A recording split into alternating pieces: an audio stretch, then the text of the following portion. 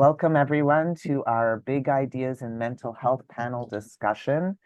We will be talking about neurodiversity and trauma, and I am very grateful to all of you for joining us on this special day of Friday. And I want to invite us, before we begin, we're going to do a land acknowledgement. I want to invite you to take a moment for gratitude, to ground yourselves in gratitude when we think of where we could be in the planet.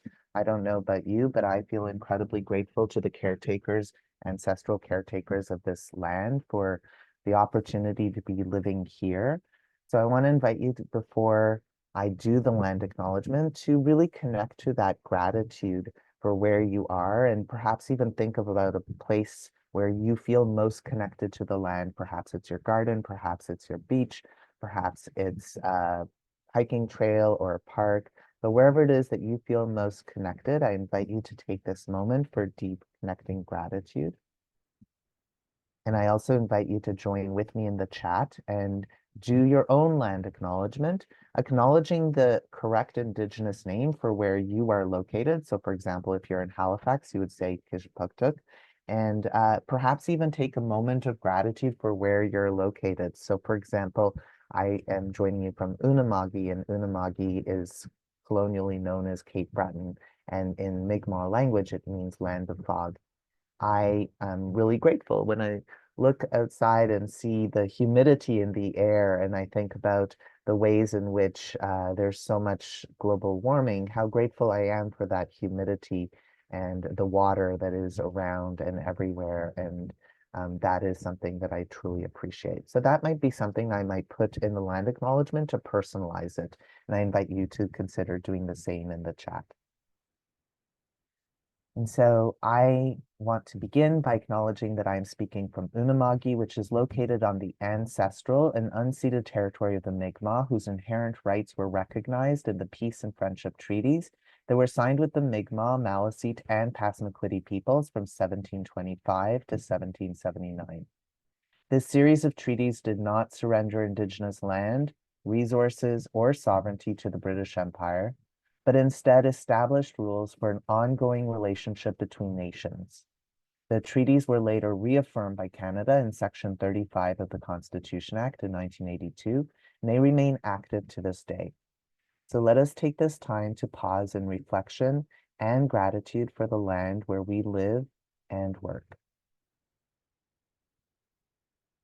And we recognize that the Truth and Reconciliation Commission of Canada has 94 calls to action, and several of these are specifically in the area of health, as well as in the areas that affect us as social workers. So we want to take this moment to reflect upon what truth and reconciliation really means. The Nova Scotia College of Social Workers commits to translating this acknowledgement into action. By seeking to implement the recommendations of the Truth and Reconciliation Commission's calls to action, we commit to doing what we can to becoming better treaty partners. We commit to learning and to unlearning. And we commit to using our professional development in such a way as to do and advance this vision that has been articulated in the 2024 new Canadian Association of Social Work Ethics that specifically puts truth and reconciliation at the heart of the Code of Ethics and requires us to shift from the illusion of neutrality to actively becoming anti-racist and fighting against racism and all intersectional prejudice that is part of colonization. We recognize as social workers that all forms of bias and prejudice and violence are interconnected. And as we are working to become safer, in our new strategic plan that we are beginning is specifically focused on this, we recognize how much work there is to do in this area. Specifically, we also recognize the concept of intersectionality and the ways in which this impacts us. Intersectionality is a concept that was first developed and coined by Kimberly Crenshaw, who's an African-American feminist, and that talks about the ways in which multiple different types of bias and discrimination can work synergistically to amplify the impact, and how all of this is part of a larger colonial systemic approach to the ways in which bias functions in this world.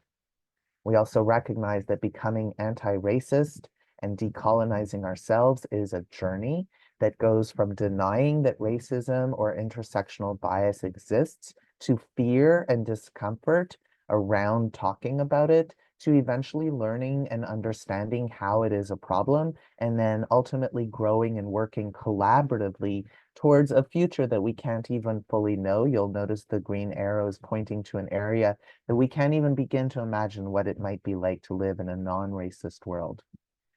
Decolonizing ourselves in our practice means recognizing the ways in which we are each impacted by the colonial system in which we all participate, and from which those of us of settler descent continue to benefit. Each of us, depending upon our social location and intersectional positionality, are uniquely impacted or oppressed. For example, those of us from African descent were dispossessed and uprooted from their land and brought to Turtle Island against their will as part of the white supremacy and slave trade that fueled the settlement of this continent. We take this moment to reflect upon the unique impact of colonization upon each of us and upon our practice. We are all treaty people, so how does this impact what we do and how we do it, and how will it guide our work together today? We take this moment to pause in gratitude and take a deep breath, to recenter ourselves away from the violent ways colonization fills our world and fills us, so that we can begin, as our Mi'kmaq colleagues invite us to do, in a good way. So let's take another deep breath and work on letting go of the unconscious bias that is everywhere, inside and out. And may our panel today lead us to be in right relationship with this land and with one another. And so as we begin our panel on big ideas in mental health, I'm going to actually stop for a second because I heard that we have another panelist that just joined, and I'm going to make them co-hosts so they'll eventually be able to turn on their camera. And I'm going to reshare my screen now. I had to also reshare it with sound because one of our panelists has pre-recorded. Actually, we have several panelists that I'm going to be sharing by a screen. So I needed to share sound and I had forgotten to do that. And I take this moment to note that issues around perfectionism and whether I forget technical details are colonial constructs, this idea of perfectionism, that there's only one way to do things and that we can't allow ourselves to be imperfect, is one of the many colonial ideals that does contribute towards mental health challenges. And so we take this moment to reflect on that. I want to take this moment also to be grateful to all of our panelists who are speaking. And I want to invite everyone who's here live to stay till 1:30 because there will be at the very end a special door prize. And I want to thank our panelist Tova Sherman and Reachability for their generous donation for the door prize that at least one of you will get to have if you stay till the very end.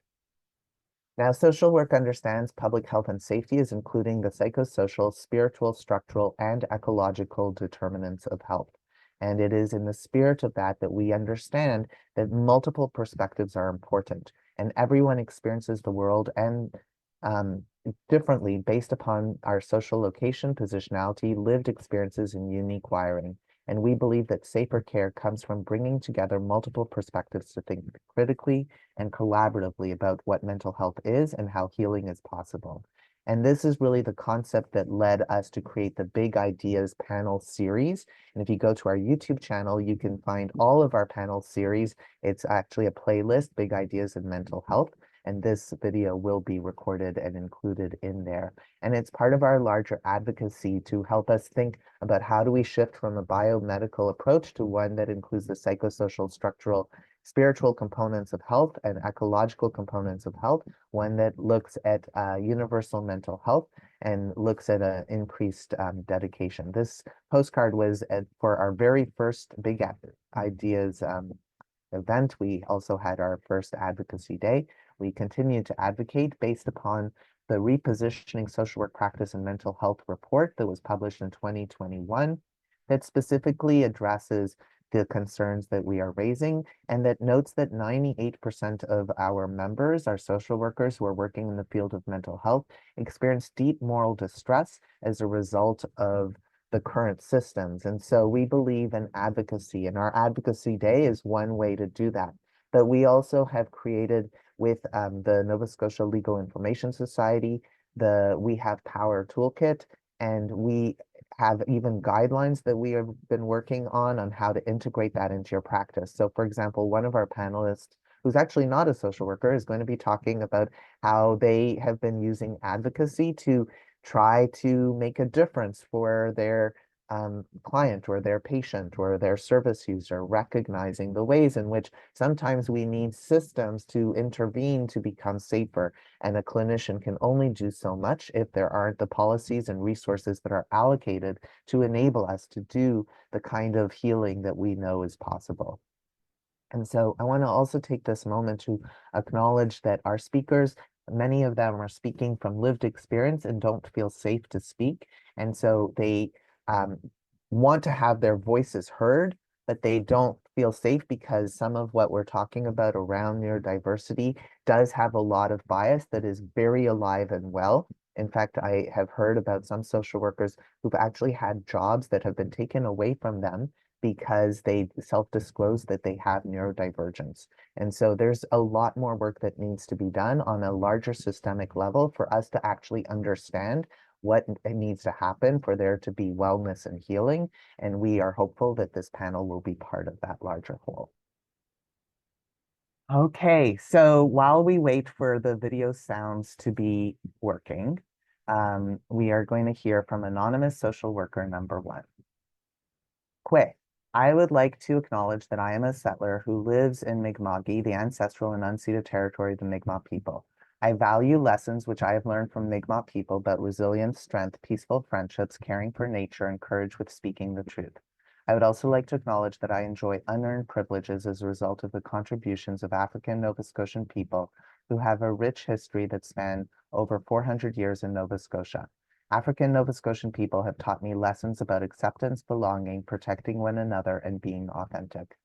Despite knowing that speaking the truth and being authentic are important, I do not feel safe speaking openly about this topic because of my own neurodiversity and experiences of trauma. I hope that one day I will feel safer to speak to you directly. In the meantime, my hope is that you will accept that Naj knows my identity as well as the fact that I am a registered social worker with the Nova Scotia College of Social Workers. I was surprised to see that the topic for this day is neurodiversity and trauma. This is because my own neurodivergent and traumatized brain does not see a difference between these two words. I will pause here to draw your attention to something I said in the previous sentence, which is my neurodivergent and traumatized brain, rather than say this is because I do not see a difference between these two words. This is a distinction which I hope you understand, and if you don't, I invite you to reflect and contemplate on the difference between me as a person versus my brain.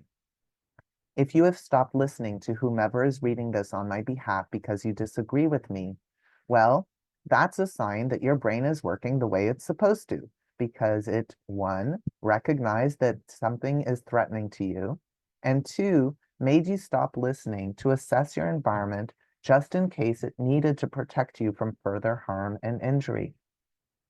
For me, neurodiversity and trauma are just words we use, quote unquote, these days to describe what our brains have been doing since mammals have been alive on our precious planet. In case your brain has not stopped to assess a new threat, like perhaps disagreeing with me again, what I am talking about is one of the primary functions of our brain, which is to keep us alive. Most people think of these primary functions as fight, flight, freeze responses to potentially life-threatening circumstances, because this is what society, popular culture, and media have taught us. Over the years, some of you have also heard of flock, fawn, feign, submit, face.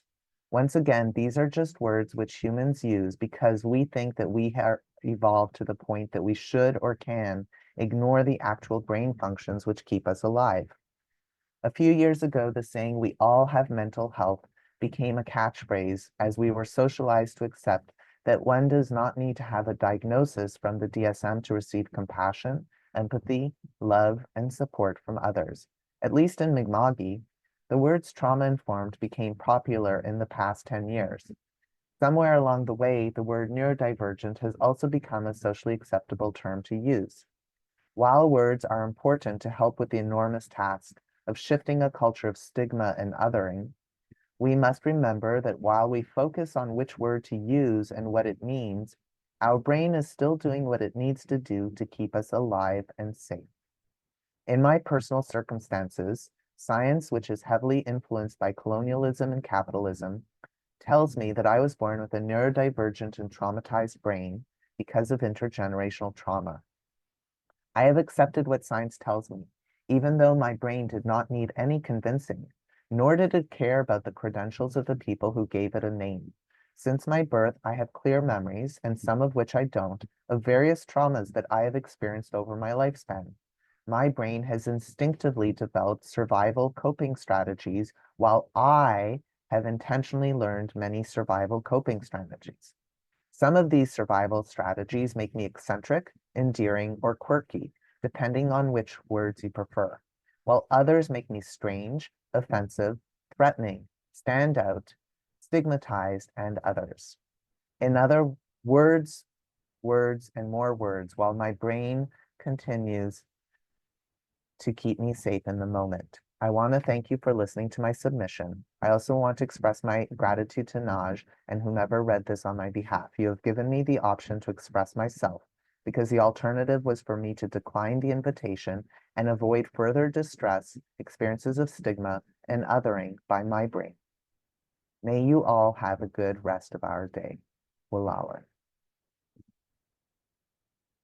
I'm going to take this moment now to share the next anonymous social worker, and then we will go to our other speakers, and we will save Kendall who for the very end, and hopefully that will work.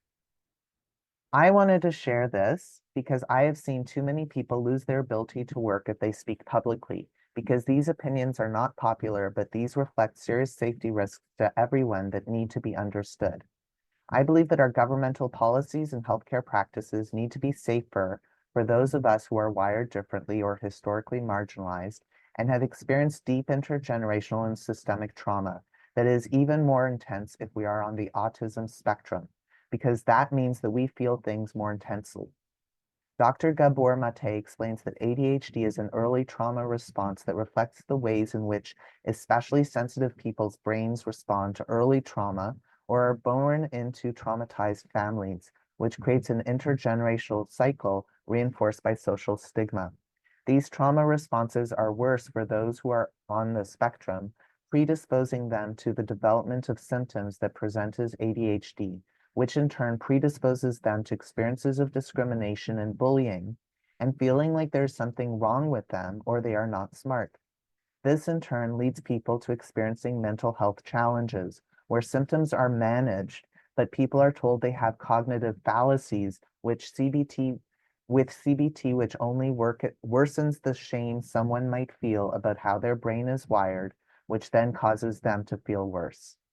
Our mental health system then pathologizes those with depression as a result of their neurodiversity and the trauma due to their social location or identity.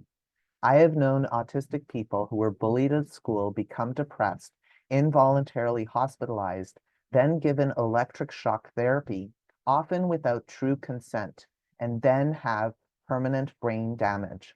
I say true consent because some doctors manipulate family members into accepting treatments without giving them true alternatives for healing that is trauma-informed and supportive of neurodivergence, like somatic therapy or other treatments that address the root causes of their suffering. I have known family members who lost loved ones to suicide say at their funerals, "At least I kept my promise to them that they would never go back to the psychiatric hospital." These are the stories that need to be told for change to happen, but these are also the stories that are being silenced, which is why I feel a need to share this story anonymously. Okay, so with that, I'm going to stop my screen share. And we have the ability now to hear from our next speaker. And our next speaker is going to be able to share a little more, and that is going to be April. So I am going to introduce April. And you will need to unmute. Perfect. I just didn't. Okay. Sorry. I hope there's no background noise. Someone's mowing their grass or snipping their grass behind me. Okay. Well, hello, everyone. Just a brief introduction. My name is April Munro-Wood. I am a clinical social worker that has a practice for the last 7 years in Amherst, Nova Scotia. Prior to that, I worked with the military, and prior to that, I worked with child welfare, and prior to that, again with the military. So I have well over 28 years in the social work field. I have noticed that my interest in attention deficit hyperactivity disorder started when I first worked for the military. And that's where everything kind of unfolded for me, and to where I now almost primarily focus on trauma and ADHD in my practice.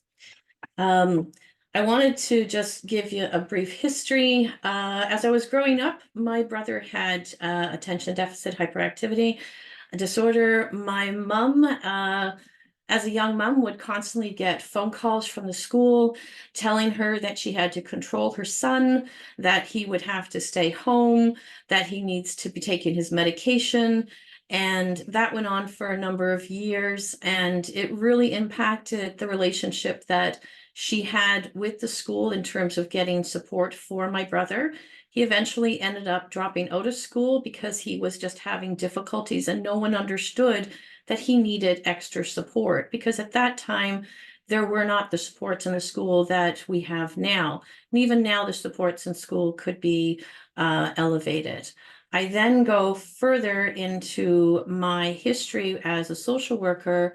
I noticed when I worked for the military, there was a number of individuals that were coming into the clinic that, although they were having individual issues with their units, when you started talking to them, they actually had a diagnosis of ADHD as a child, but were never treated for it, or they had a parent that chose not to treat the ADHD, feeling that they would focus more on supports and structure. But as the person got older, they started having difficulties in the system, because without medication or without extra support, they started having difficulties, and they started having negative beliefs about themselves, which then I find that's what comes into my later practice. When I started focusing on trauma, I've noticed that there are a lot of negative cognitions about individuals that have attention deficit, but then you add on these negative experiences that individuals have within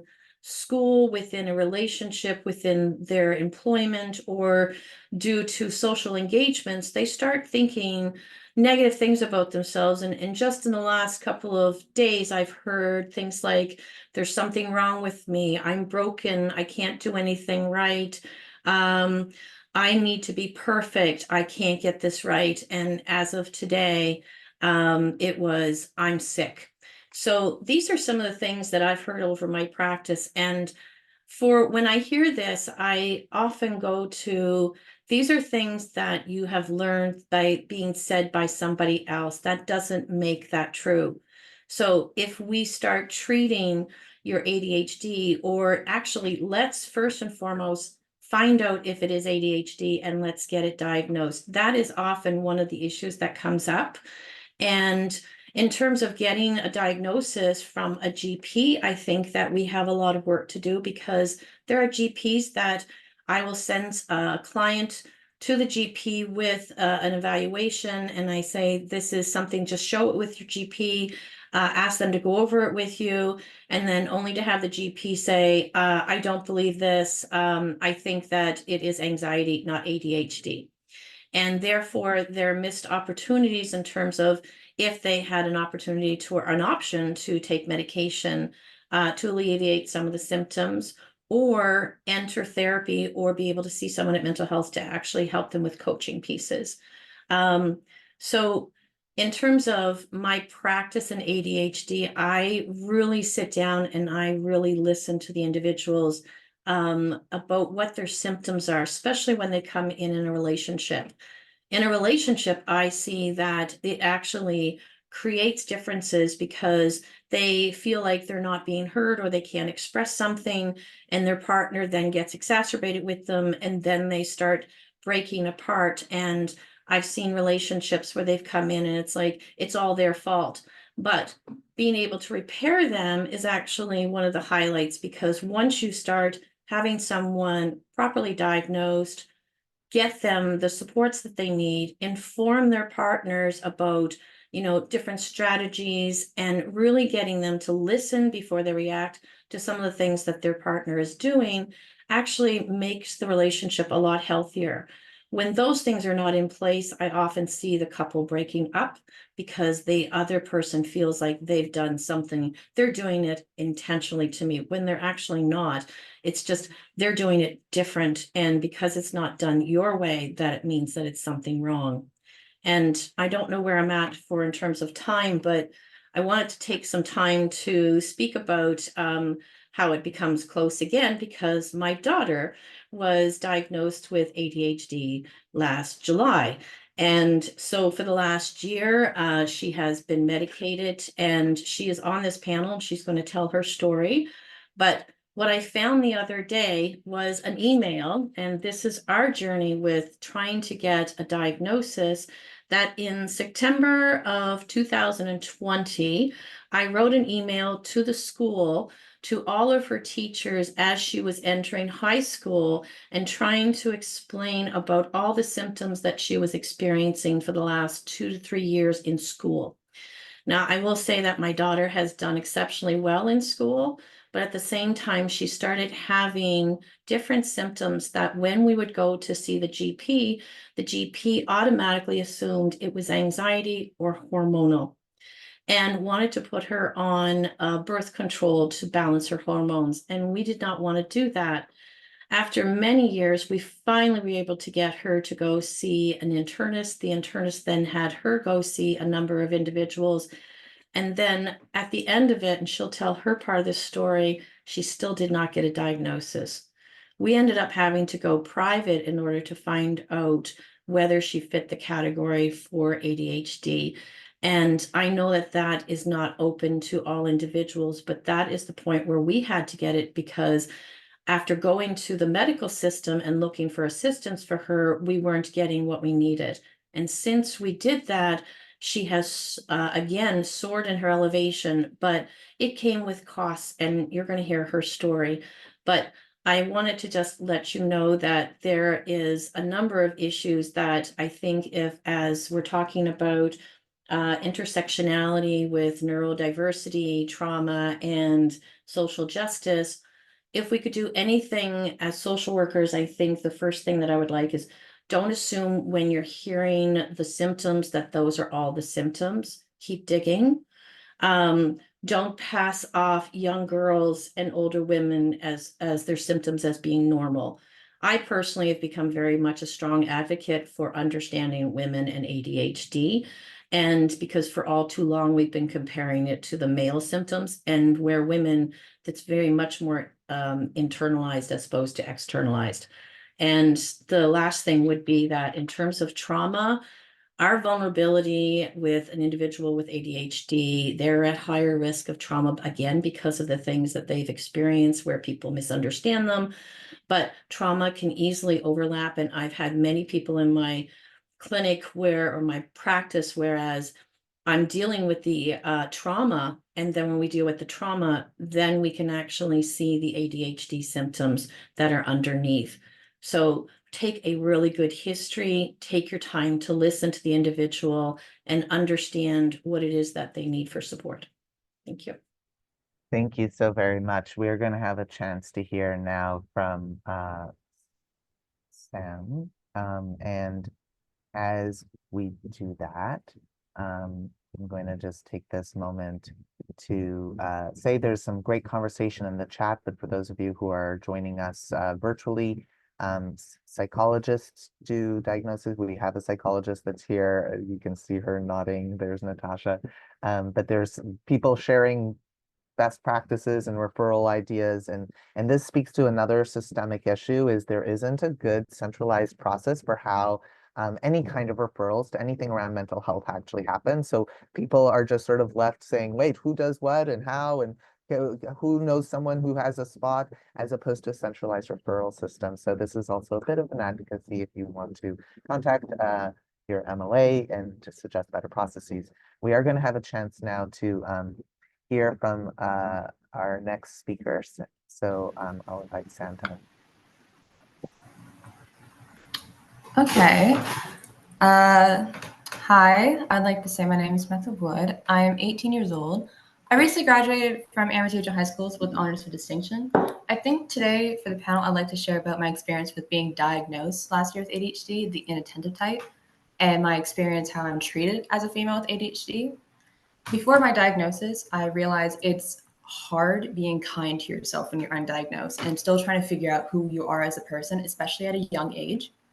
During junior high, self-expectations started to rise with negative beliefs.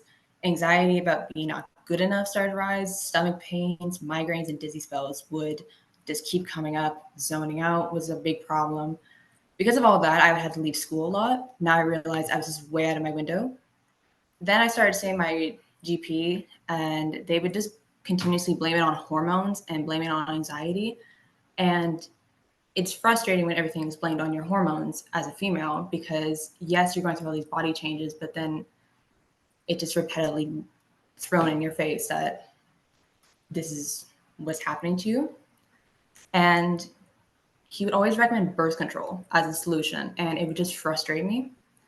And this is when my mom would start planting like grounding techniques. And I started getting really good at it, and this cycle of visiting my doctor would keep going till the end of grade 11. And this is my my mom would see the GP, and with the list of ongoing symptoms, finally they agreed for me to see an internist. That resulted in seeing an ENT, getting a CAT scan, MRI for my head because of dizziness, getting blood work done, having heart monitors, and finally I saw a cardiologist. The cardiologist meant well, as meaning he said he could relate to a lot of my symptoms because he was also a high achiever. He told me I had a type A personality and I just needed to manage my anxiety. That's when I started going to therapy, and my therapist would just keep bringing up that I'm not taking care of myself in nourishment because I would skip meals and avoid eating because I felt like unless I accomplished something, I didn't deserve to eat. I would also avoid eating to squeeze in the extra time to study to catch up. And all throughout like middle school and early high school, I started seeing someone else I had to start seeing someone else due to COVID because of borders. My new therapist would start talking about my perfectionism and possibility of having ADHD. I worked with her about my perfectionism and ability to communicate how my thinking was and how I constantly compare myself to my classmates and who would just get the material right off the bat in those 75 minutes classes, while I had to go home and spend hours reteaching myself the materials. I would have to spend like 4 to 5 hours almost every day after school. While my friends were enjoying their sports and their extracurriculars, I was home studying to understand.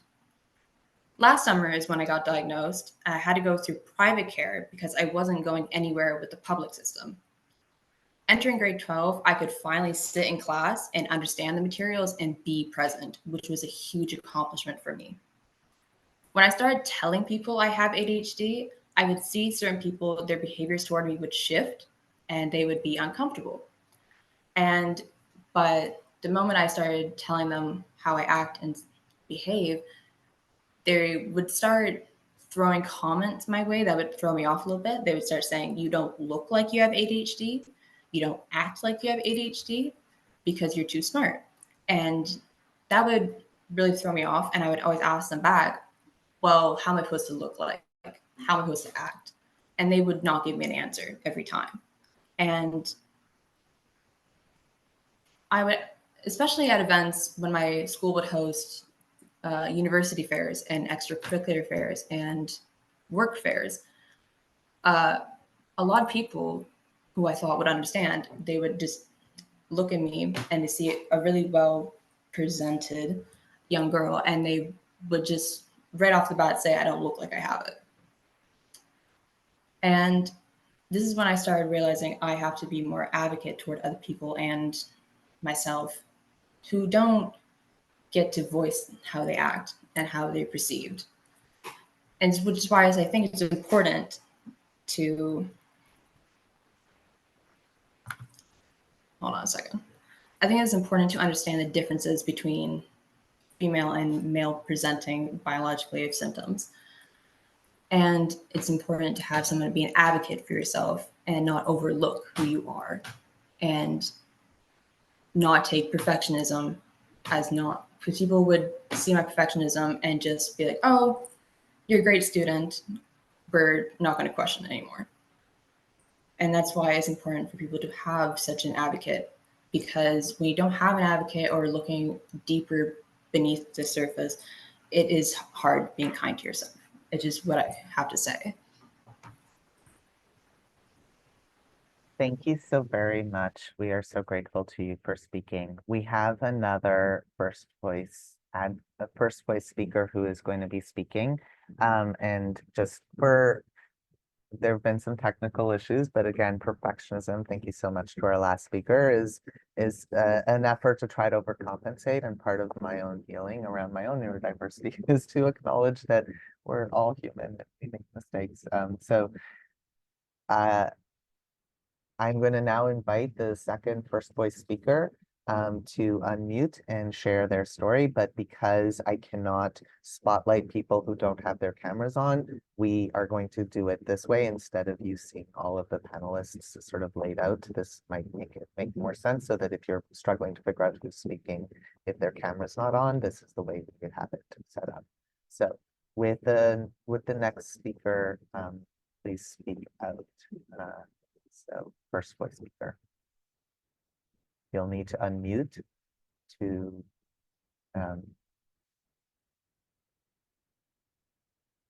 Okay. There you go. Perfect. Yeah. Hello everyone. I'm Nikki. I'm an undergraduate student in Canada. My major is in political science, and my apologies for my camera not being on. It's just due to, I mean, you could call it, I guess, a matter of safety. It's just due to complications. It's much better to go about it this way. I hope that's okay. I have that goat wearing a Santa hat. I don't know. I like that in the background of a Christmas tree. Like him, but I don't know if you can see it.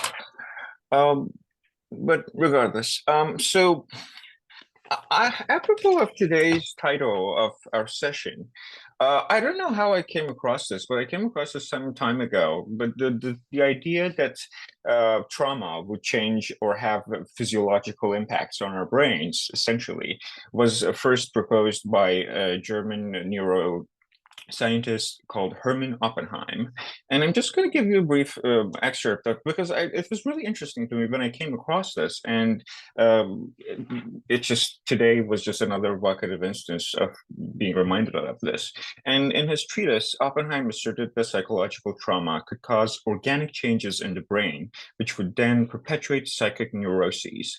The idea challenged the prevailing view of the time, which held that neuroses were purely psychological in nature and not associated with any physical changes in the brain.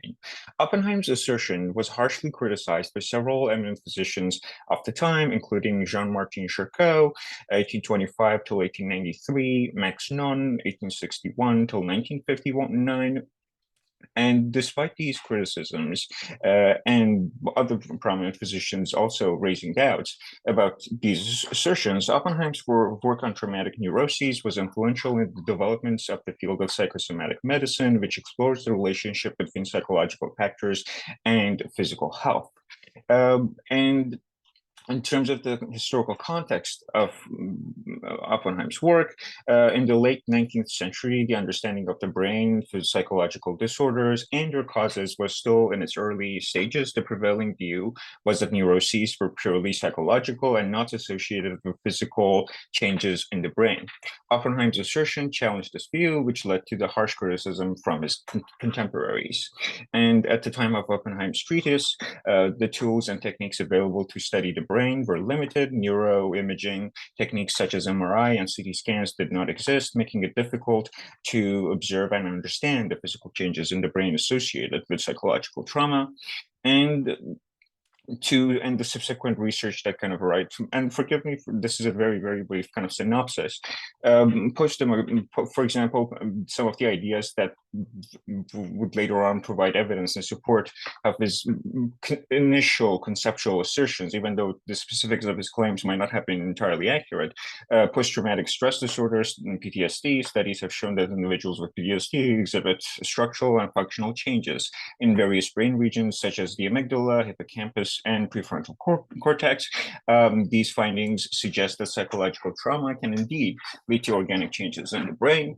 Neuroplasticity research has demonstrated that the brain is capable of changing and reorganizing in response to experiences, including traumatic events. This concept of neuroplasticity lends support to the idea that physical trauma can cause lasting changes in the brain structure and function. Psychosomatic medicine, Oppenheimer's work contributed to the development of psychosomatic medicine, which explores the complex interplay between psychological factors and physical health. And the reason I guess this came to me was after listening to April and Sam specifically, was this idea that the very criterion for, as I understand it at least, and I don't have a background in psychology and I'm not trying to make any clinical claims, so forgive me if that's what it sounds like, that's not the intention. But listening to April and Sam, the criteria for diagnosing ADHD in individuals or younger kids, because I was diagnosed as being on the spectrum and also as having ADHD later in my life as an adult. So for the most of my childhood and throughout my time, basically till the end of high school, I had no idea that I had any of these things, or that these labels or these criterion kind of existed. Is that especially if you're a younger girl or a woman, you kind of, the criteria for the diagnosis of ADHD is mostly based on younger boys. So it's very, it's odd in a manner that you kind of keep hearing the same thing over and over and again, in the sense that April and Sam being like, yeah, they just keep telling you it's hormones, it's anxiety, it's whatever. You know, it's there's always a very kind of predetermined solution that everybody kind of, as if it's been determined and it's been written. And that can be really frustrating and it can be very difficult. I think to Sam's point that they would tell you, you do not look like that you might have these issues. And I mean, I have been fortunate in a manner that even though I might not have looked like having these kind of underlying issues, so it might not have caused or had an impact in my life in a manner that would be totally outside my control. It has been, but not to the degree that I couldn't at least fight back. And so much of these experiences, I remember in my own psychological educational assessment that you would have to do, and the private points in terms of it not being publicly available, that's very well taken. Again, because like this idea of, again, intersectionality and who actually gets the privilege of being diagnosed by whom, and you would have to incur the costs, and that limits the accessibility of what can be offered. And given that a lot of the people with ADHD, if they are to go with Dr. Matei's assertions or thesis, is that if you're born into a traumatized family and there are all these kind of limiting factors that your parents might have experienced that might actually have had second order effects or subsequent order effects on whether they would be able to get you a private therapist to be able to get you this diagnosis and put that whole infrastructure in place. So it's you're essentially end up fighting an uphill battle while sustaining a losing cause, and that can be very difficult in a sense that in my own personal experience, what I've come across over and over again is that these systems of colonialism and all these systematic inherent biases that are baked into them, is that you would have to have a great deal of empathy for the people who are representatives or the human interfaces to these systems to you, because most of the time, in my experience at least, a lot of people would like to help you, but they do have these sort of predefinitions. I don't think any of those doctors that you would go to will be like, these are just hormones, or these are just anxiety that needs to be managed. I don't think any of them wanted to see you suffer in any manner. They would like to help, but at the same time, in order to bring them to in order to bring everybody to the same page, to have this shared vocabulary, it becomes a question of linguistics in a manner of how do you describe this issue and what you will be able to do about it in that sense. And going back to the idea of empathy around these issues is that in order to be able to get to a place of mutually being able to work with others. And I think this idea of agency becomes relevant, especially there are a lot of social workers here today. And it's very difficult, and because of the complexities, and everybody experiences these experiences in their own context, in their own personal context, is that in my experience, at least that's been the best way to go, has been to empower people, empower their agency so that they can find the best solutions that would fit them, or at least be able to educate others in a manner that they would be able to recognize those things in themselves and they'd be able to address it. And so, yeah, forgive me if if I sound rambling. I don't know if I'm going over a lot of time, but yeah, this has been very educative, and thank you very much for having me. Thank you, Naj, for this opportunity. Thank you so much. We are grateful to have you sharing some of your experiences. And this is a conversation, and we can learn from each other. That's part of the vision of the panel, is that all of us get to hear from each other. And then there's some great conversation in the chat around what does informed consent look like and all of that. So grateful to have a psychologist with us. We've talked about how this is really something that needs psychological input. And so we believe in collaborative care, and we're so grateful to Natasha for joining us. Thank you for having me. And so just a brief introduction of myself. I'm a psychologist who works in a school system. I've worked in the public school system here in Nova Scotia for 20 plus years. I'm located in the Tri-County area of the province. And so I certainly don't speak on behalf of all psychologists, but I am always grateful to join in any space that is looking for more collaboration, less siloing, and demystifying many of the colonized ways we've viewed health in this province. So I'm grateful, as always, to get the opportunity. I've been viewing the chat as it's been going as well, and so lots of great conversation in there. I just want to, I have so many things to say.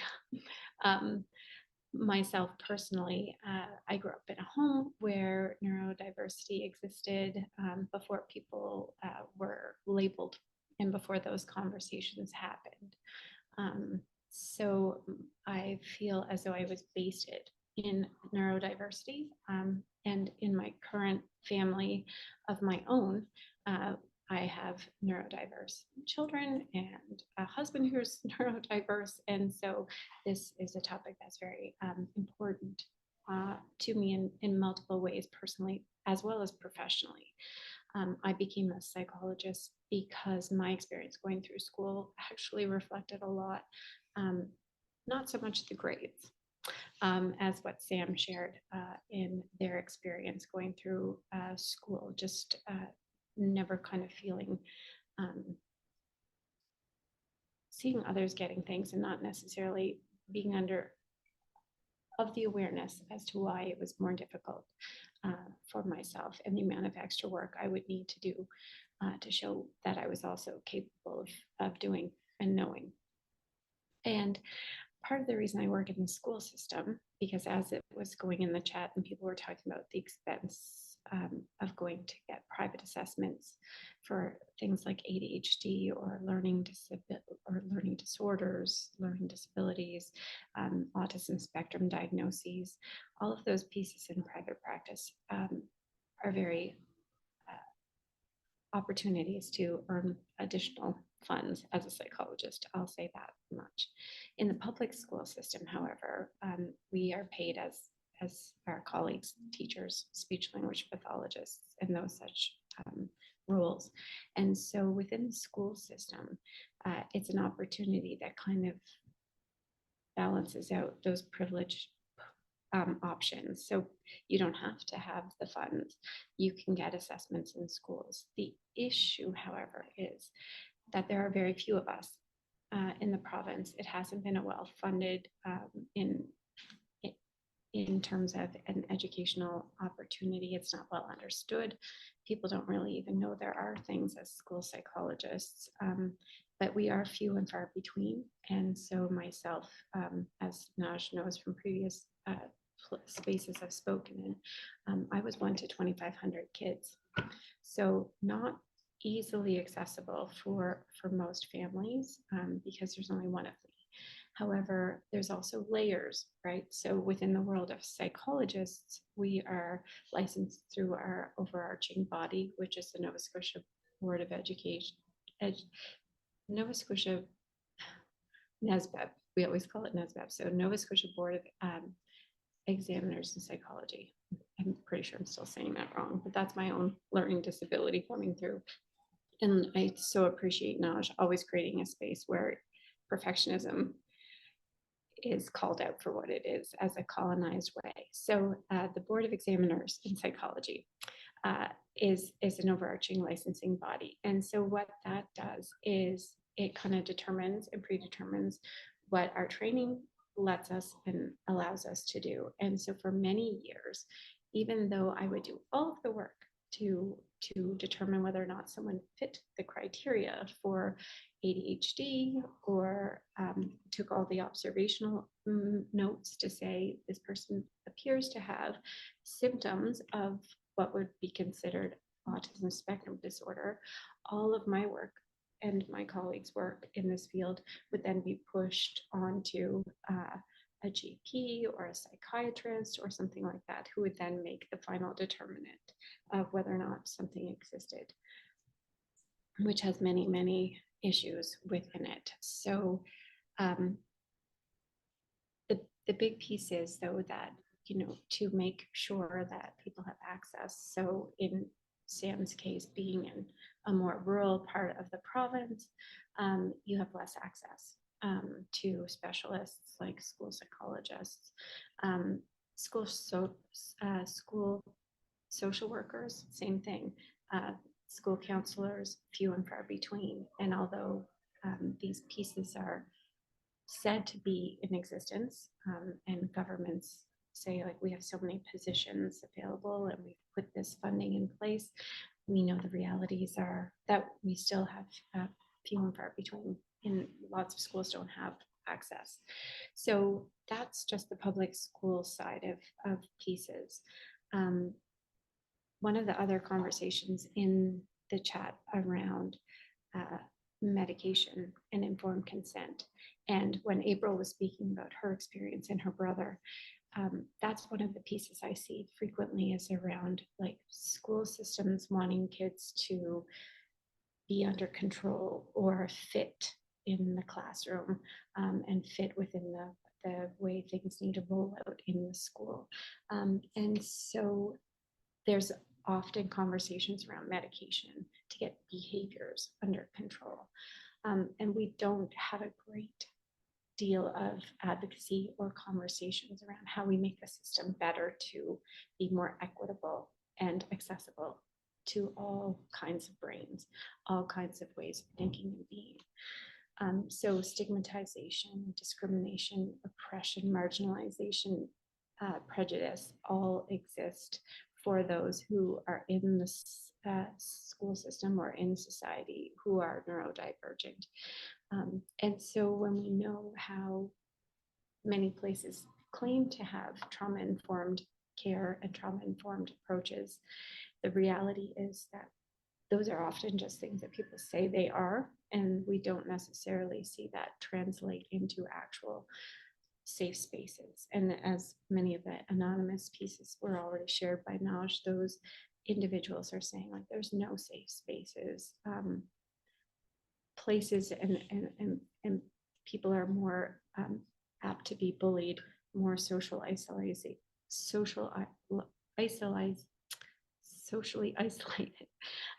and all of those pieces. And so we need to really expand people's knowledge and awareness.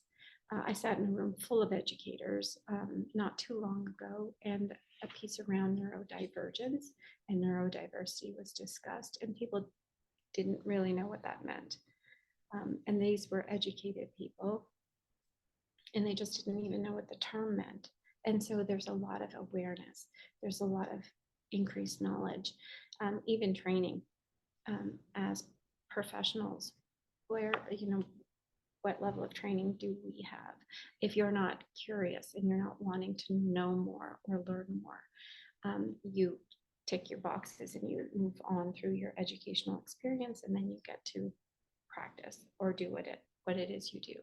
So there's always a need to remind people that there's more training, there's more learning, and it's never a finished product. So we all need to do more to expand the knowledge and all of those pieces for those in our community, in order to create, like was shared before, the safe spaces where we take into consideration, are we doing strategies for promoting trauma-informed practices that have a neurodiverse lens to them? Do we know that the sensory issues for the person, someone had mentioned in one of the anonymous pieces around somatic therapy, how many people feel confident in delivering that as a treatment option?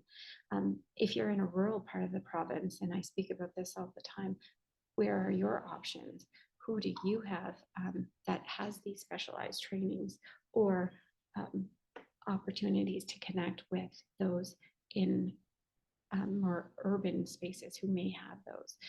So it's layered and it's contextual, but it's very important that we have these conversations where we can capture first voice, where we can see that people are willing to speak, even if it is anonymously, to share their experience, because we cannot provide safety and treatment. And I think it was Emma in the chat who mentioned a holistic approach, that Indigenous communities get this, the African Nova Scotian communities get this, and many other newcomer communities get this. Like, community is so crucial.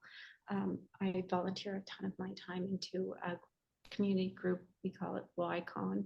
It's like the Comic-Con of Yarmouth, Tri-County, and it's a space of community. And so we bring loads of people together and offer an opportunity for people to connect, neurodiverse, any level of a person wants to come together and just be themselves, dress in cosplay, talk about their area of interest that no one else wants to talk about, but we do, and we just create community. And so if we're raising awareness, we're increasing knowledge, and we're creating opportunities for community, then we're creating that safety that is so necessary. So thank you for allowing me to be part of this. Thank you so very much. And we've got more awesome conversation that's happening around specifically what Natasha was saying in terms of like the training and the gap between the training that is available and the training that's there. And so how can we be updating so that perhaps there's free training for every healthcare provider in some evidence-based training that we know works, but no one learned about, whether it's somatic therapy or other approaches, that there can be some opportunities for those updating so that we can have lots of clinicians that understand neurodiversity in particular and trauma and how to deal with that now that we understand in ways that perhaps 30 years ago we didn't. We have an opportunity here now from another first voice speaker. So I'm going to share their perspective as well. I have always had a connection with neurodivergent children, but it wasn't until I first noticed that my two children learned differently in school that I began to notice things about myself and how I process information. I continue to struggle with identifying as being neurodivergent. I have learned to mask for so long, learning the social rules on fitting in. This has impacted me as I struggle to identify as neurodivergent. I still don't know where I fit in. I have many strengths, but also many struggles. My need and passion to organize is a strength that is valued by many. Also, my ability to think visually helps me to put written words in a visual format that many appreciate.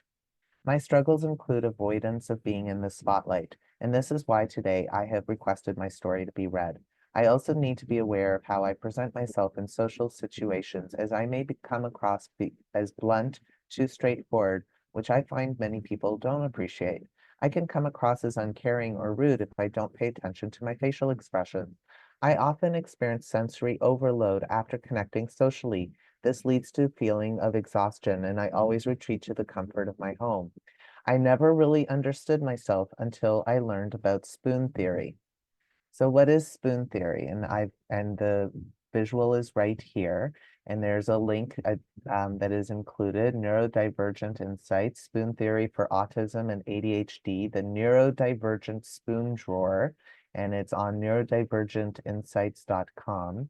And then here is a reflection. Spoon theory was birthed in a college diner where Christine Miserandino shared a meal with her friend. Her friend inquired about what it was like to live with a chronic medical condition. Christine grabbed all the spoons nearby and handed them to her friend.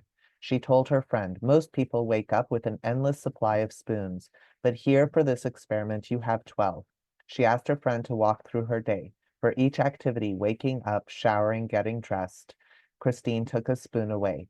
Christine used this metaphor to explain that when she wakes up, she has a limited number of spoons. She must be meticulous about every choice she makes. Living with a chronic illness means she must always be aware of how much energy she had and which activities she would spend her spoons on any given day."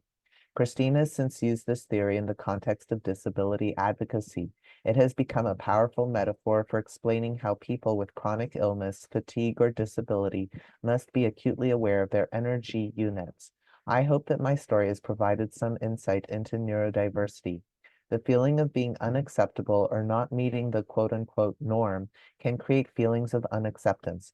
My hope is that many learn that neurodivergence is something to be celebrated. So with that, and we are now going to have an opportunity to hear from Holly. So I'm going to invite Holly, who I believe is going to be speaking next. And if you want to turn your camera on, you can. You do not need to if you don't want to. Can you hear me? I hear you, yes. Okay, thank you. I won't be turning my camera on today because it's been that kind of morning. So, Hui, welcome all. Just want to say my name is Holly Johnson. I'm a Black, Indigenous, cis female with multiple disabilities. Sorry.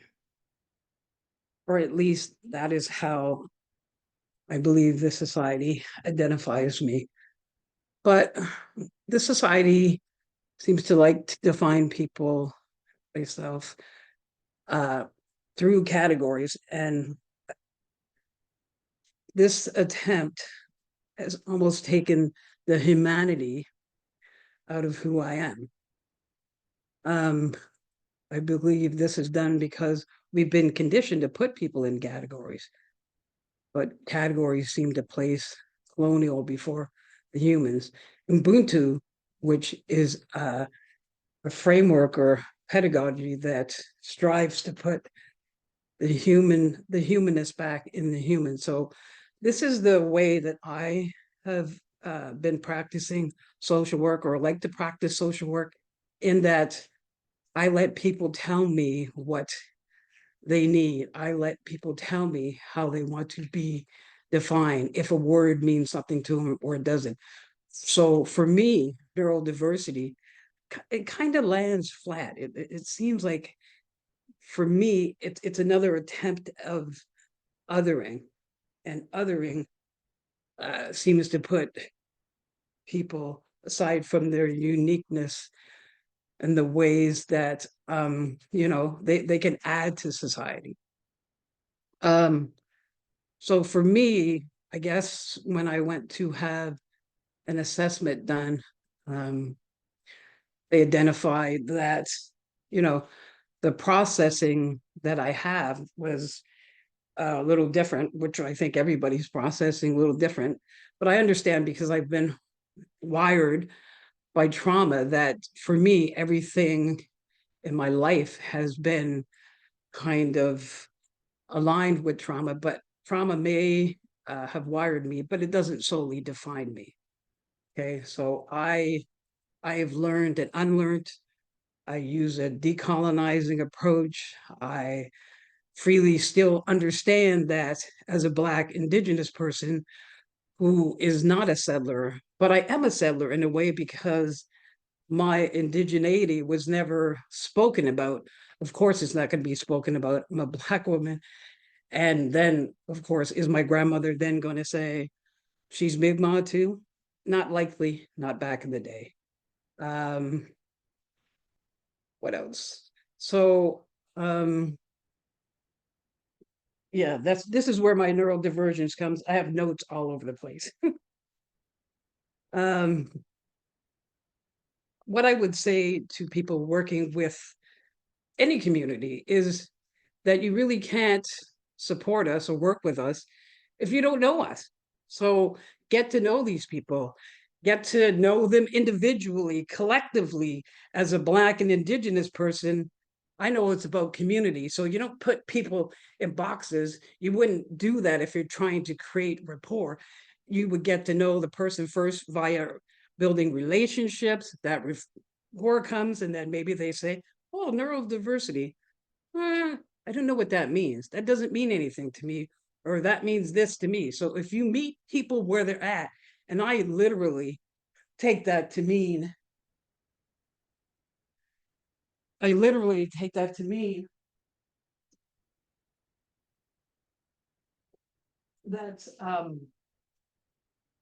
that I go by what they say. So I don't go by my preconceived notions or whatnot. I acknowledge my biases, assumptions, and beliefs. And because I've get to know them through keeping a critical, reflective journal, I say to myself, well, I have this bias, but I'm not sure where that came from. So I'm consistently trying to critically reflect upon that to say, I don't know where it came from. I need to understand that. If I don't understand where my biases come and what they are, that can absolutely cloud the way I work with people, not knowing what they're going to say or assent or something that ignites my trauma. Now, for me, my trauma being dispelled or whatever, it's okay with me. And I know that's not the same for everybody, but it's okay with me because I identify with the literature or with the author of My Grandmother's Hands, to say to do it in a space that's safe to me. And I also identify with The Body Keeps the Score. So in that respect, I don't really align with the DSM because I feel like that can be problematic. And it has been problematic for Black and Indigenous people who are kind of always seem to be put in, always has to be a diagnosis. It doesn't always have to be a diagnosis, and it shouldn't be. You need to understand the trauma intergenerational present through the systems that we work through right now. Okay, the education system's implicated, the healthcare system, the social service system. It's not to lay blame, it's to say these are the things that need to be dismantled or need to be understood based on a bigger lens and not just the singular narrative that is consistently espoused as the one and only, the go-to. Now, I know I'm getting quite ignited here because that's part of my trauma. I can feel it kicking in to say that once you understand the person through their own narrative, through their own language, their context, and how language changes, then that is when you're going to get your most authentic, intentional interactions with the person. So you ask, how can I support you? how am I going to recognize when trauma is ignited in your body? How can I support that?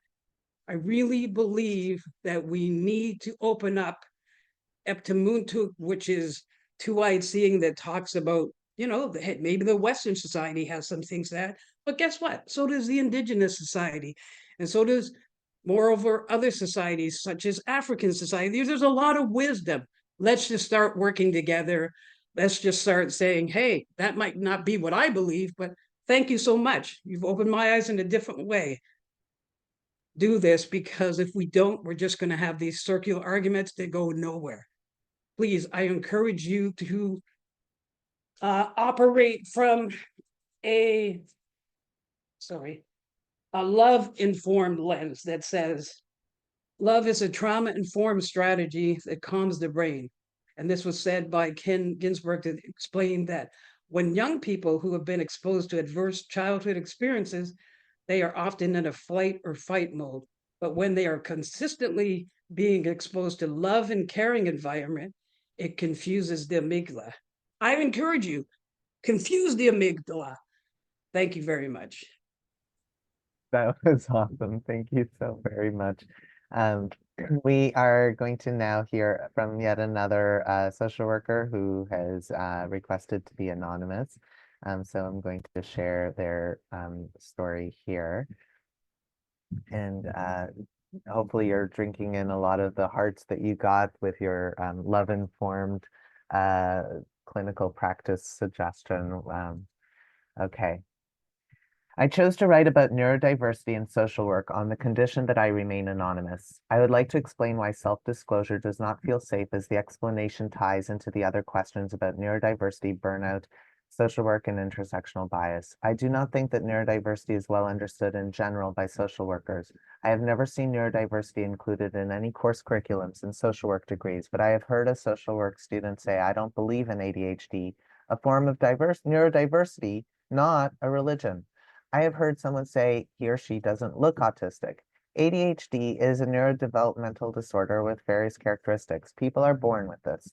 They are assisted with the use of stimulant medications, accommodations, as well as behavioral techniques. Autism spectrum disorder core features are persisting deficits of social communication and interaction, restricted and repetitive behaviors, interests, activities. It is possible to have both autism, ADHD, and these conditions can exist on a spectrum. Gender is an issue in obtaining a diagnosis. Many women on neurodiversity are not diagnosed due to misconception about what ADHD is or is not. Most people think of a boy disrupting a classroom, but hyperactivity can be more than just physical. One's thoughts can be restless, splitting from one subject to the other.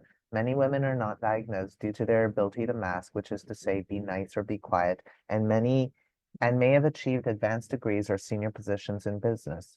The effort of masking can definitely lead to burnout. Sometimes social work proclivities can be quite harmful to neurodiverse folks. Examples are the tendency to avoid labels, when finally having an explanation can be a huge relief and the only way for neurodiverse people to legally access necessary accommodations in school and the workplace, and the tendency to downplay the role of medication. There's also a specific prejudice to the type of medications or stimulants when and with their use.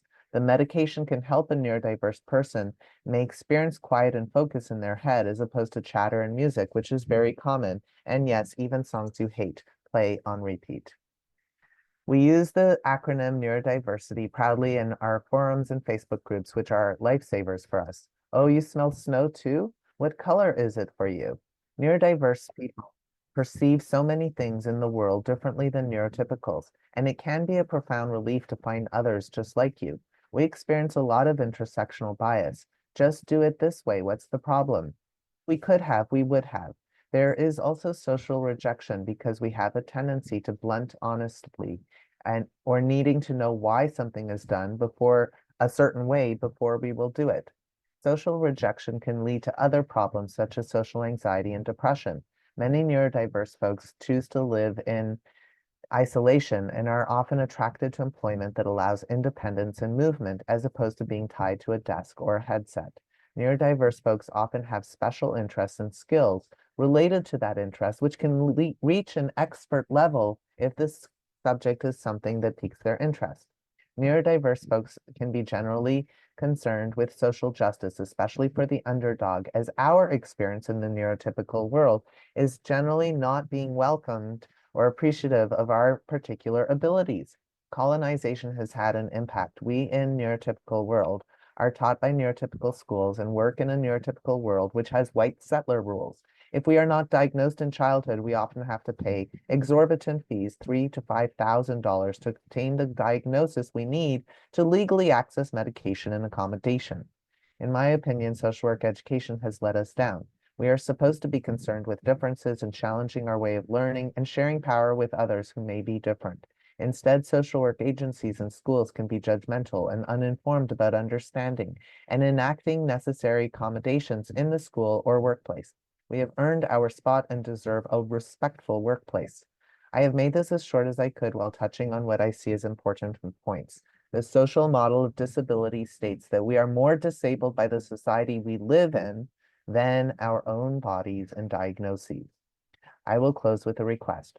Please do not ever say we are all a little ADHD. We hate that. I'm grateful to all of our speakers for sharing their perspectives.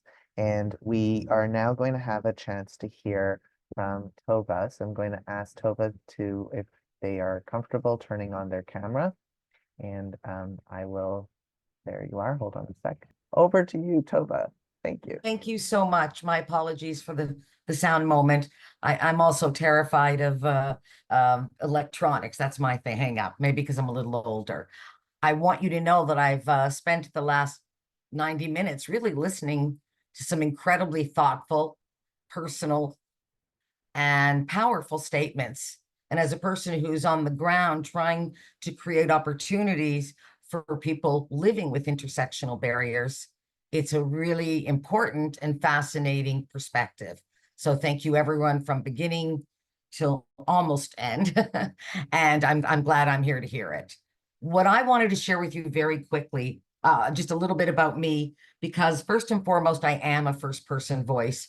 I am diagnosed as someone living on the adult ADHD spectrum.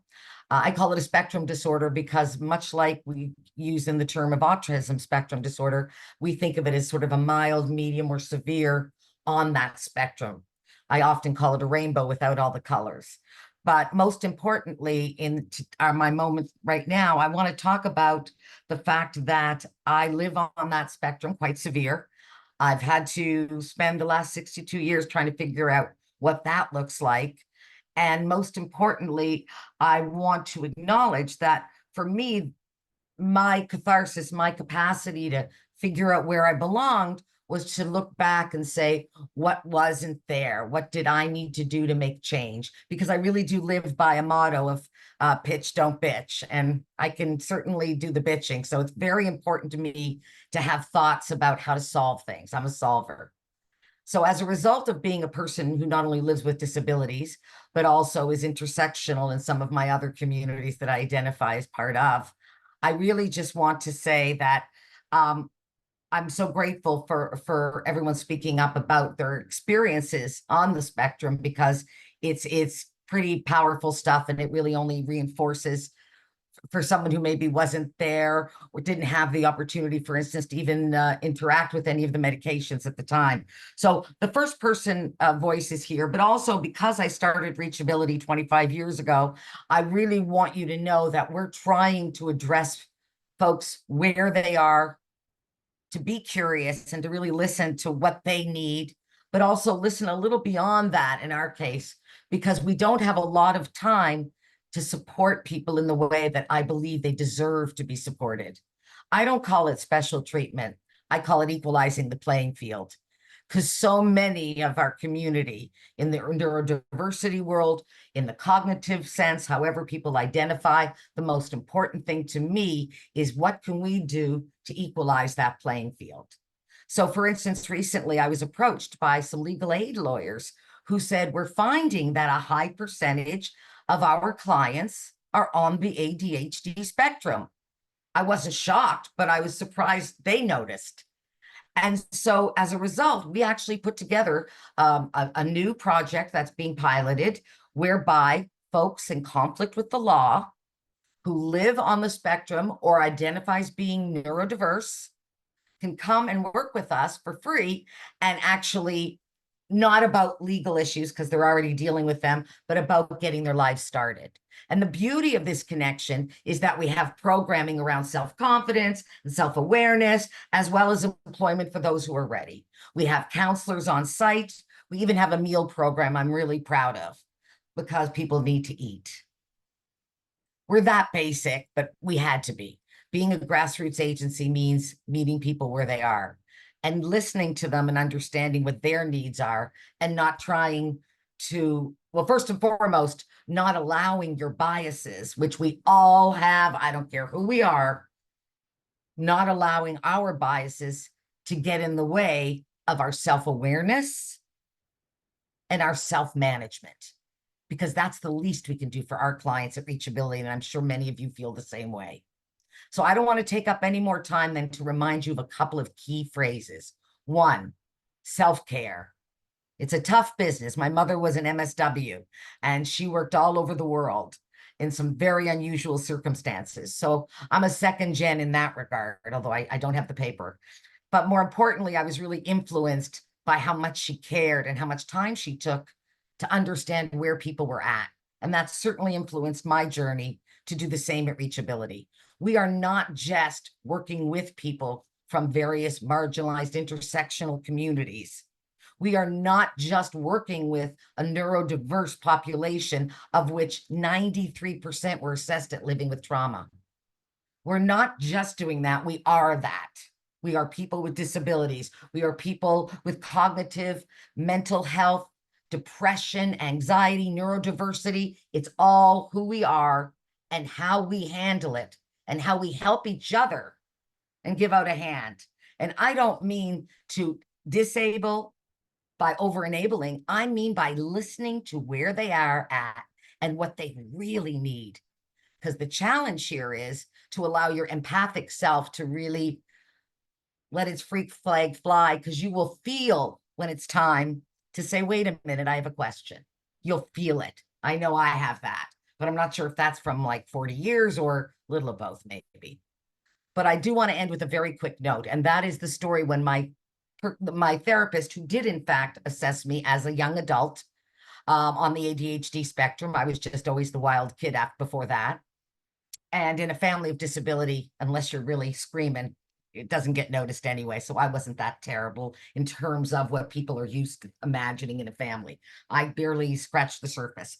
But the doctor pulled me over and she sat me down because I'd done all the tests, and she looked very solemn. So frankly, I don't know how, but in my brain, I thought, oh my God, I've got cancer. Maybe they found it out by one of the tests I filled out. Anyway, she said to me, Tova, you are the most severe I have ever tested on the ADHD spectrum.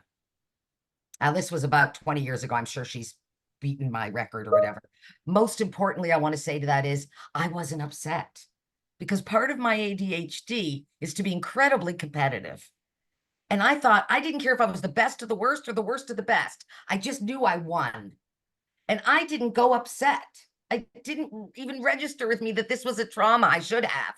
I was too busy being competitive. I want to bring that to really the word that I think we all need to think about today, and that's resilience.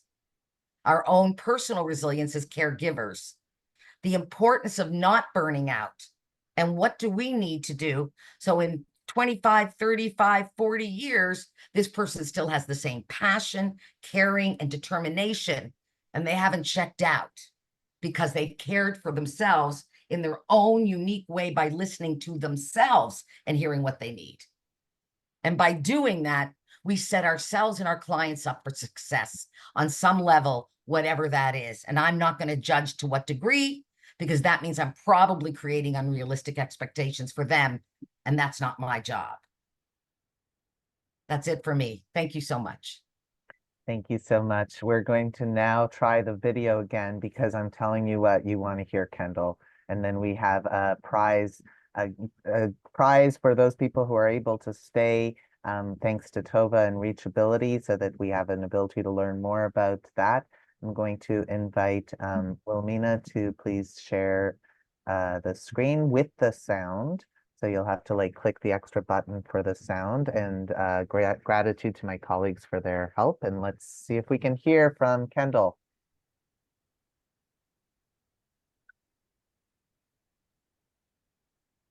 Hi, my name is Kendall Paul. My pronouns are they, them, or negum.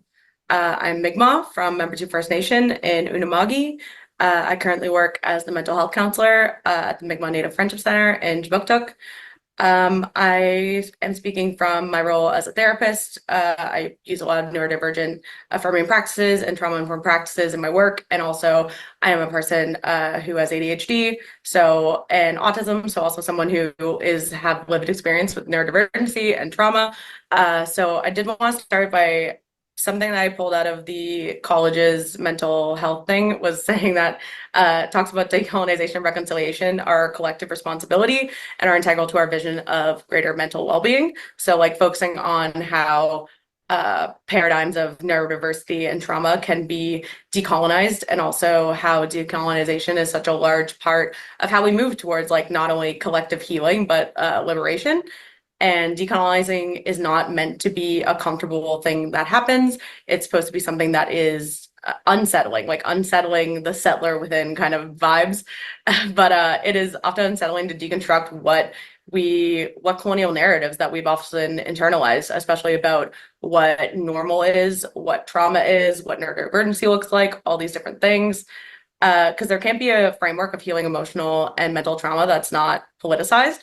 The everyday politics of existing under late-stage capitalism, settler colonialism, white supremacy cannot be separated from the lived experiences of those who are impacted by implicit and explicit biases, oversights, and also intentional exclusion. So most of our systems do very little to address like the root causes of mental health and substance use. We can start by like breaking the silence about these topics. And so I think like having a panel like this is a big step forward of like actually naming these things. Breaking silence about these topics, increasing awareness and understanding and acceptance, and also reducing stigma, because stigma is one of the most harmful things that happens in especially diagnostic professions and in social work professions. Because to create change, we must also be like activated into acting, like understanding the complexities of like interlocking oppressions, but also critiquing and dismantling the influence of white colonial biomedical models that shapes our service provision, policies, practices, and also working to unpack and unlearn our own internalizations of like colonialism, white supremacy, rhetoric of mental health, and the medical and mental health industrial complexes where like treatment is kind of the end goal and it's not quite focused on the individual and also like collective healing.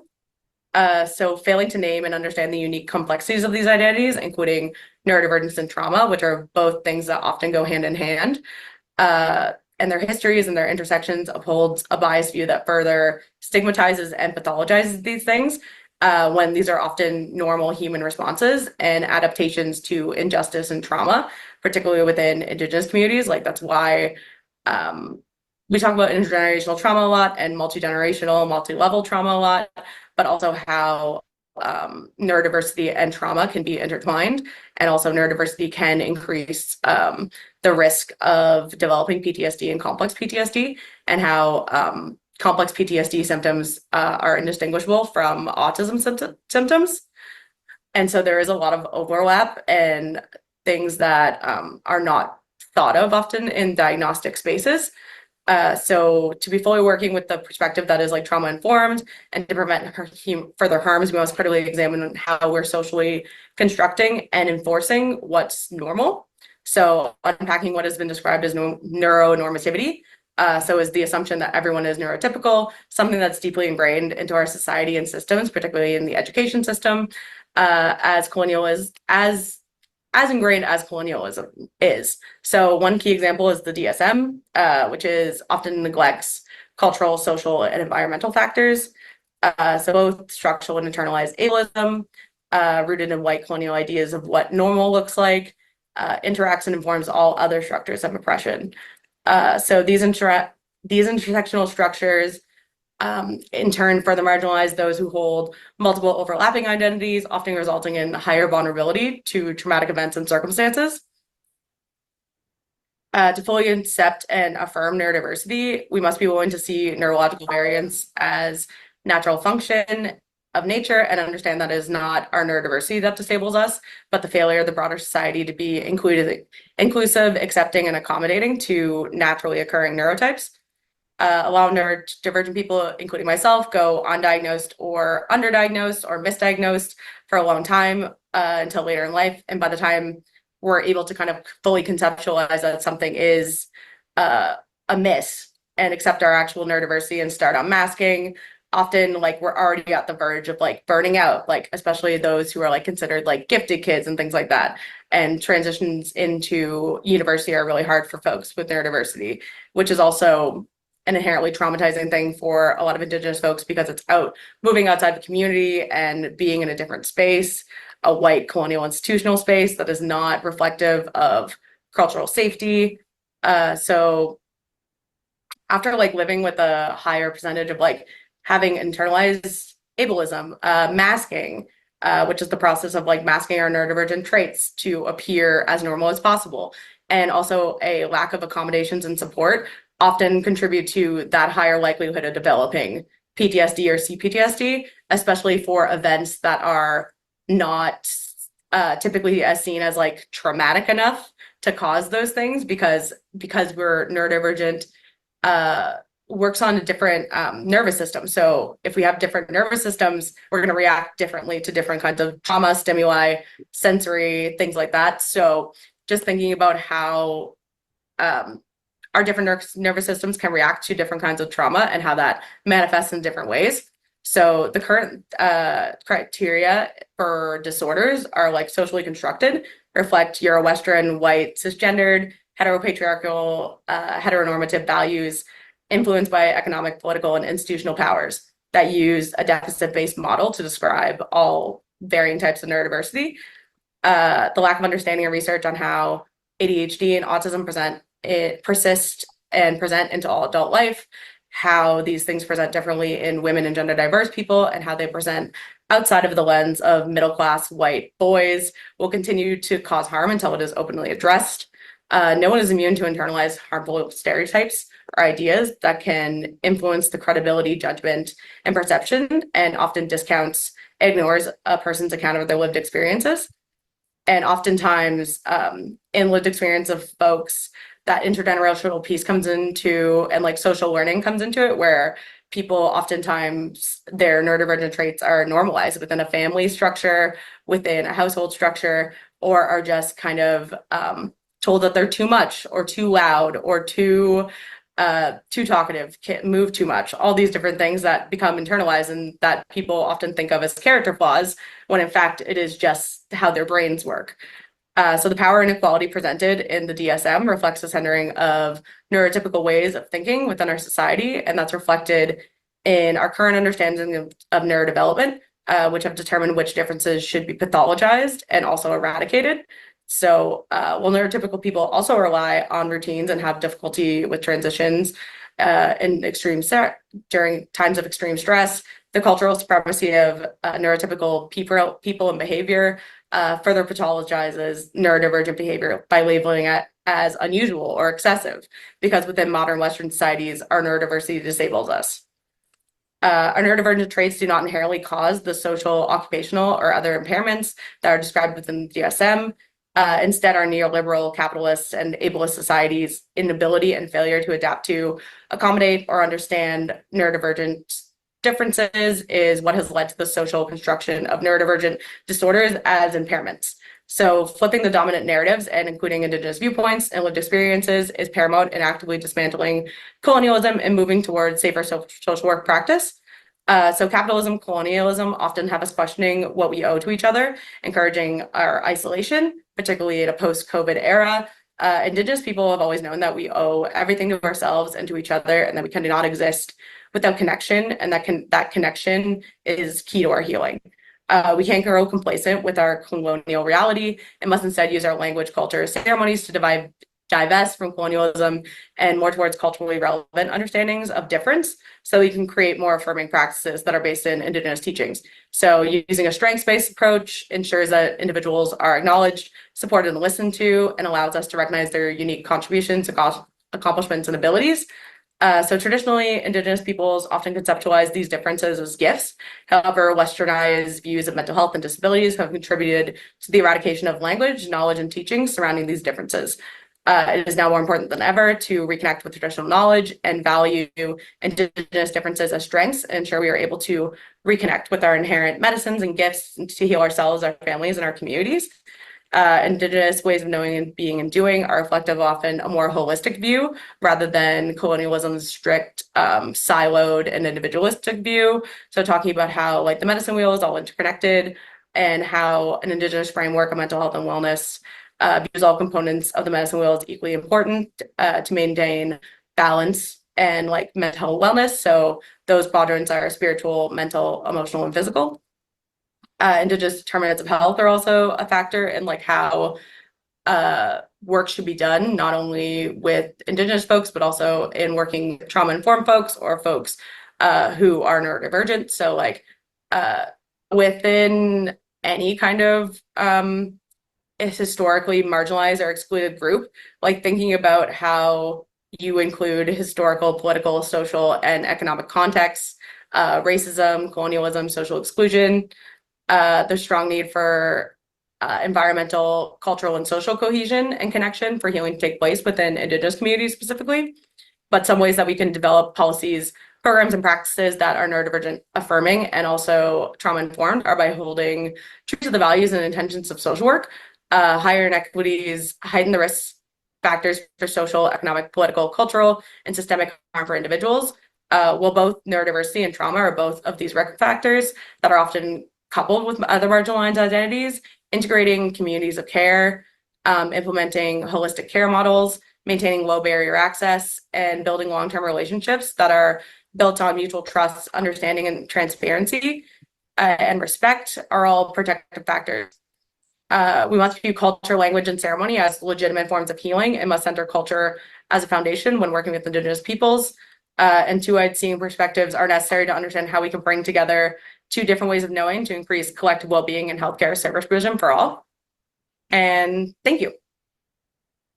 Thank you. Well, Thank you so very much, Willallen.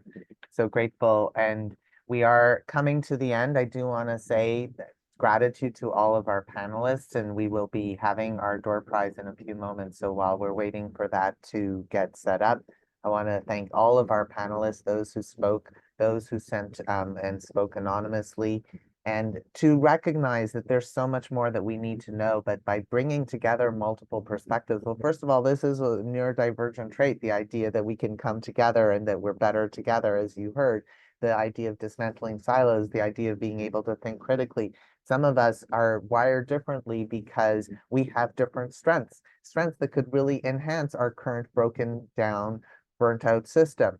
And if we can embrace the strengths that every person has and the unique gifts that they bring because of their unique wiring, oh, you sense color through taste.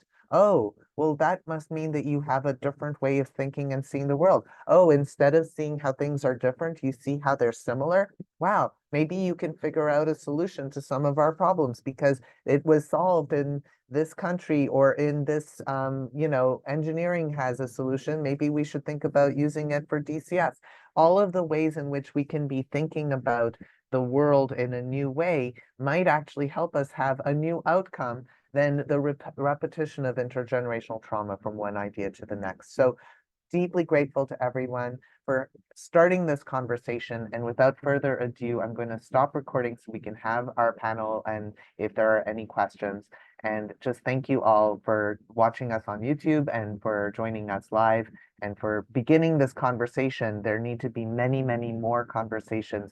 Our Issues magazine, our Connection magazine that we are getting ready to start publishing is going to be focused on burnout and neurodiversity. we have a lot of compassion fatigue and burnout in our world. Perhaps it's because we are not more inclusive of the many different ways that people are wired. And I do want to take this moment to also know we talked about gender and neurodiversity. We have not talked about the really strong co-occurrence that has been statistically shown amongst gender diverse people and neurodiverse people. So when people are bullying gender diverse people, it's another way of bullying neurodiverse people. And it's just a little more socially acceptable, but it's not acceptable to bully anyone. And with that, thank you all. May our conversation today lead to more awareness, advocacy, education, research, and change for safer social work and a safer world for every single person. Thank you. And with that, stopping recording.